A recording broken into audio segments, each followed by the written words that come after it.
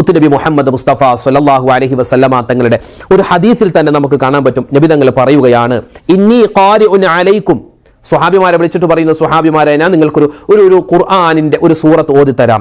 അതേതാണ്? സൂറത്തു അൽഹാക്കുമുത് തകാസുർ. അൽഹാക്കുമുത് തകാസുർ എന്ന് പറയുന്ന വിശുദ്ധമായ ഖുർആനിലെ ഒരു സൂറത്തുണ്ട്. ചെറിയ സൂറത്താണ്, ഒരു കുഞ്ഞു സൂറത്താണ്, കുഞ്ഞു സൂറത്തുകളിൽ പെട്ട ഒരു സൂറത്താണ്.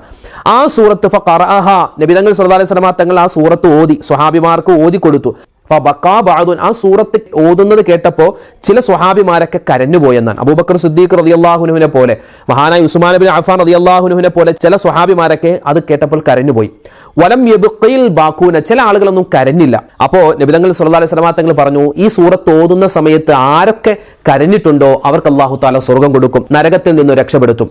ഇനി ആർക്കൊക്കെ കരയാൻ പറ്റിയില്ലേ അവർ കരയുന്നത് പോലെ ഒന്ന് അഭിനയിക്കുകയെങ്കിലും ചെയ്യുക എന്നാണ്. അത്രമാത്രം ഗൗരവമുള്ള ചില കാര്യങ്ങളാണ് ഈ സൂറത്തിൽ പറയുന്നത്. അൽഹാക്കുമുത് തകാസുർ എന്ന് പറയുന്ന സൂറത്ത് നമുക്ക് നോദിയാലോ. നമ്മൾക്ക് ഓതുന്ന സൂറത്താണ് വിശുദ്ധമായ ഖുർആനിലെ 102ാമത്തെ സൂറത്താണ്. ഖുർആനിലെ 102ാമത്തെ സൂറത്താണ്. ഏതാണത്? ബിസ്മില്ലാഹിർ റഹ്മാനിർ റഹീം. പലപ്പോഴും നമ്മളൊക്കെ നിസ്കാരത്തിൽ ഫാത്തിഹയ്ക്ക് ശേഷം സൂറത്തായിട്ട് ഈ സൂറത്തൊക്കെ ഓതാറുണ്ട്. ഏതാണത്? അൽഹാക്കുമുത് തകാസുർ ഹത്താ സുർതുമുൽ മഖാബിർ കല്ലാ സൗഫ തഅലമൂന സുമ്മ കല്ലാ സൗഫ തഅലമൂൻ കല്ലാ ലൗ തഅലമൂന ഇൽമൽ യഖീൻ ലതറവുന്നൽ ജഹീം ثم لترونها عين اليقين ثم لتسألن يومئذ عن النعيم.